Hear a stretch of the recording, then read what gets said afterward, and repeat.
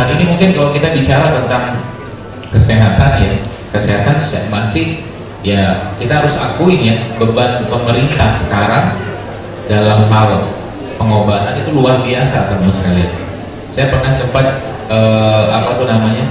diskusi dengan seorang teman. Jadi satu tahun saja kita membeli obat TBC itu, yang pernah saya dengar dari seorang teman, itu bisa 140 miliar.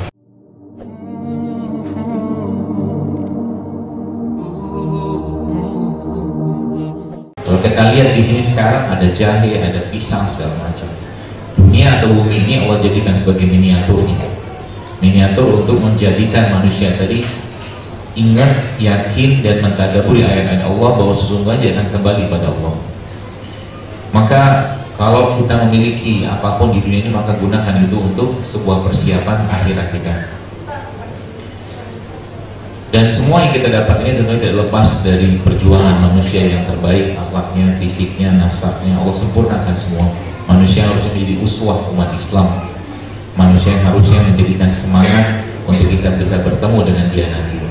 Manusia yang menunggu kita, umat-umatnya nanti di Al-Haud atau di telaganya nanti. Yang Al-Haud untuk telaganya tadi, gayungnya atau sendoknya itu untuk mengambil airnya tadi, itu sebanyak bintang di langit. Maka motivator kita hidup cuma dua. Kalau nggak surga, ya neraka. Surga akan membuat seorang mukmin itu menginginkannya, neraka akan membuat seorang mukmin ingin jauh darinya. Mukmin tidak butuh motivator dunia dari orang-orang barat. Motivator kita adalah agama Islam.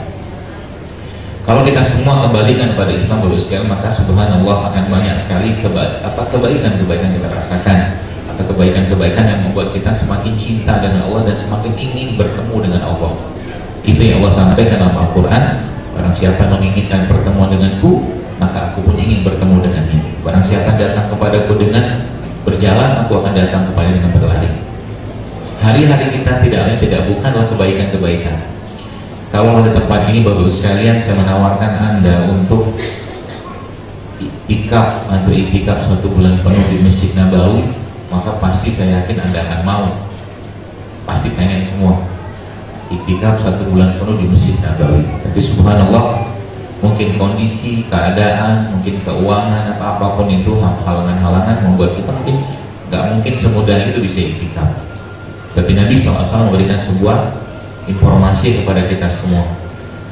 Kata Nabi dalam sebuah hadis, membantu hajat saudaraku, kata Rasul, lebih aku cintai daripada iktikaf 1 bulan penuh di masjidku ini.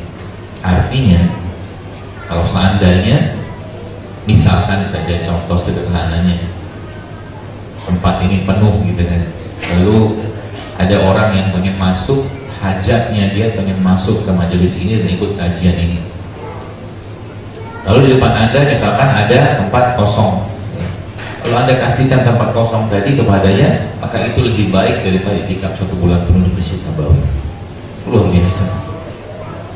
Maka jangan pelit dalam berbagi, jangan pelit, jangan mikir-mikir kalau urusannya kita membantu orang lain. Ya. Karena apa? Pahalanya luar biasa.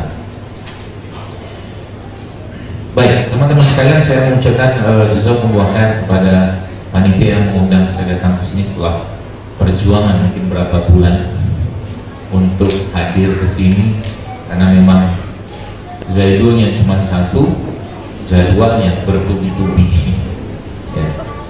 Tapi ya insyaallah, alhamdulillah, harusnya kemarin flightnya jam 11 dari Medan langsung ke Dumai, tapi qadarullah-nya akhirnya flightnya di cancel.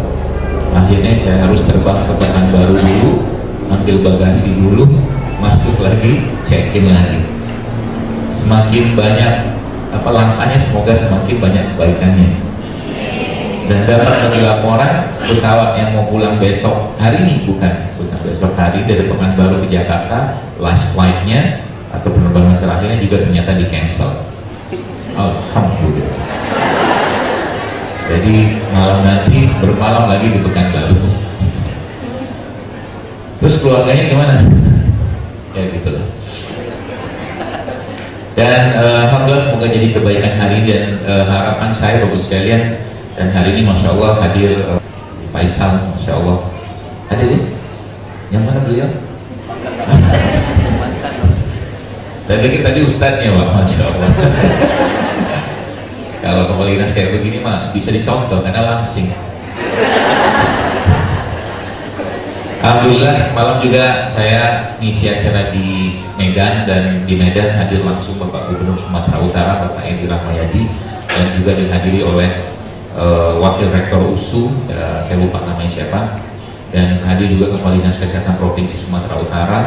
Kalau di Medan kemarin tema besarnya adalah tentang bekam, tentang hijamah, dan subhanallah gayung bersambut sekali saat itu dari para stakeholder yang khusus dari pemerintah, untuk bahkan insya Allah bekam itu akan dimasukkan ke dalam salah satu mata kuliah di pendidikan kedokteran, harapannya seperti itu.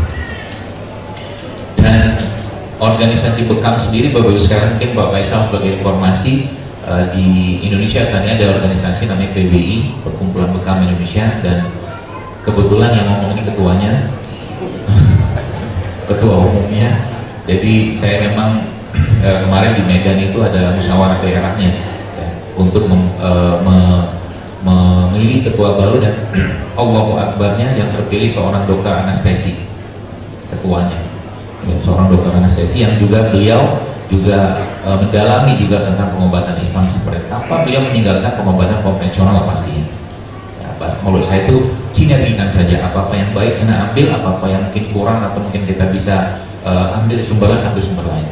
Ya. Jadi alhamdulillah Dr. Kodri namanya, spesialis anestesi, dan beliau juga konsultan kardiovaskuler, dan beliau kemarin alhamdulillah terpilih menjadi ketuanya.